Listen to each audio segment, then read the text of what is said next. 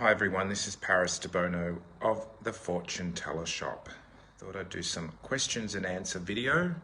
So if you have anything you want to ask about tarot, so if you have questions, feel free to ask. So I wanted to show you my tarot cards. These are the yellow tarot with keywords. And I created these for my students because they have keywords on them, so they're easy to remember, and you don't need to obviously buy a book because the words are already on there.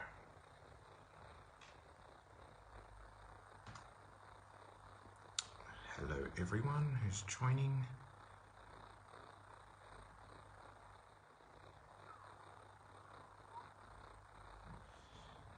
Eugenia says, beautiful, all the best. What would you consult someone who wants to work as a pro? What is necessary to thrive? So to become a professional tarot reader, fortune teller, first of all, you have to learn how to read cards. And I would recommend that you learn them the traditional way. So what that means is learn the meanings, because if you don't have a foundation, you're going to be at a disadvantage. It's all very well and good to be intuitive, but as a professional, sometimes your intuition may not be right on. And also, if you have lots of clients, just working on intuition doesn't cut it, because clients can sometimes be blocked, sometimes they can be negative, sometimes they can be skeptical, sometimes they could be trying to test you. So if you don't have a foundation, then you're at the mercy of the client. So my first tip as a professional tarot reader, or even astrologer, I'm an astrologer as well, and I'm also a palm reader. Okay, so I read hands, palm, and in all of those three things, forms of study and divination, you need a foundation stone, which is you need to know what the planets mean, you need to know what the houses mean, and you need to know how they interact with each other. Same with the palmistry, hand. You need to know obviously what the lines mean and the shapes of the hand. So having a foundation in the structure of the divination is important for professionals. Now if you want to just read tarot for your friends or yourself, that's fine. You probably don't need to know the meanings of the card. You just look at the picture and just see what you get. But when you are trying to do it day to day for different types of people, you do need to have a strong foundation in the cards. And this is why I made my student cards. Okay, I developed these about 3 or 4 years ago, where I added the keywords that I use on the cards for people to just simply read the card and be able to get a sense of what it's saying, instead of having to go back to the book. Worst thing that could happen is if you're doing a reading with someone, you get a mental block for a card, and then you have to say to them, can I just look at the book? That will just ruin the reading and ruin any confidence that the client has in you. So as a beginner, if you get a little bit stuck, you can always just read the card, and most clients won't even notice or care. I think another thing that for a professional to become a professional, like everyday reader, you have to, what I would recommend is you have to be very serious about your work. Like, I've been doing this job since 1990, and it's my day job. It's I don't have another job. This is it. And I'm very serious about what I do. I study a lot, I practice a lot, and every time I have a client, I make sure the client is getting understood and the client is understanding what I'm saying to them.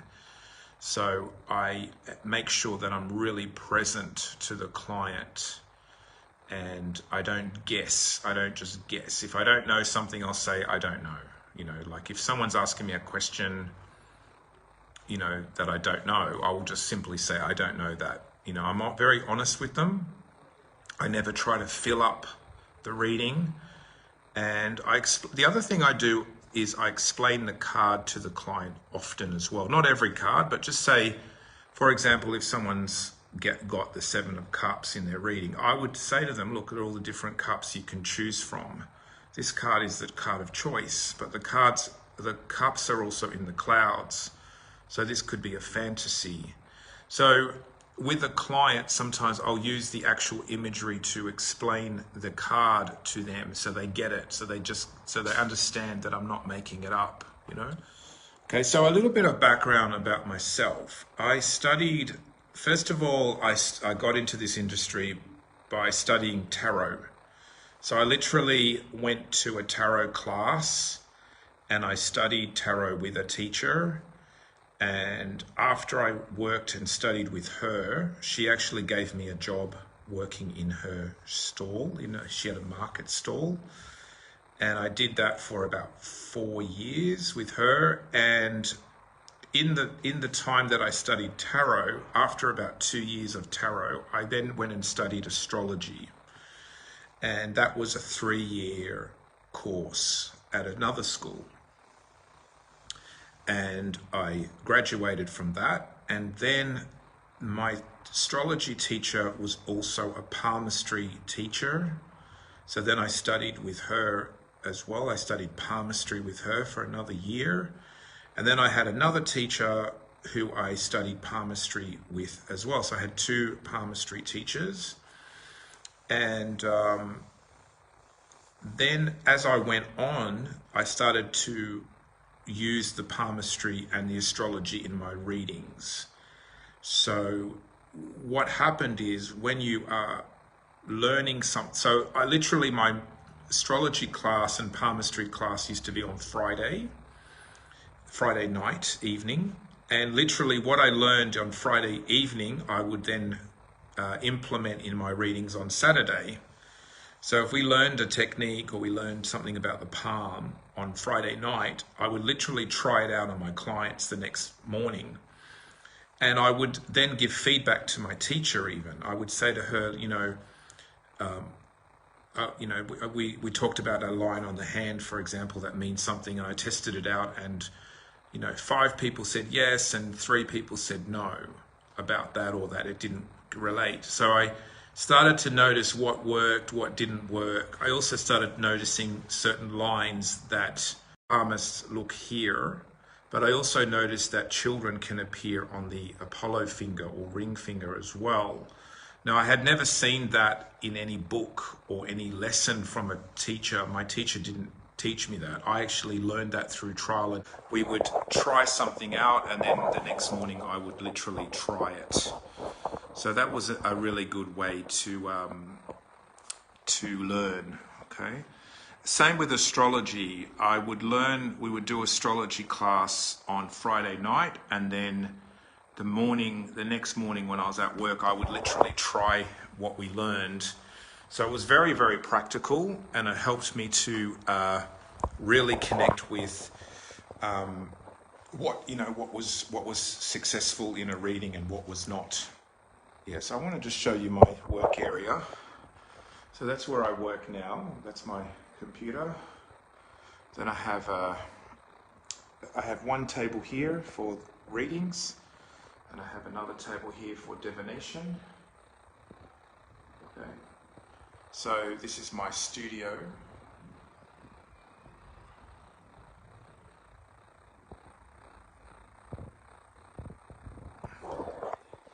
And this is the area where sometimes I do lessons, classes, if I have some students.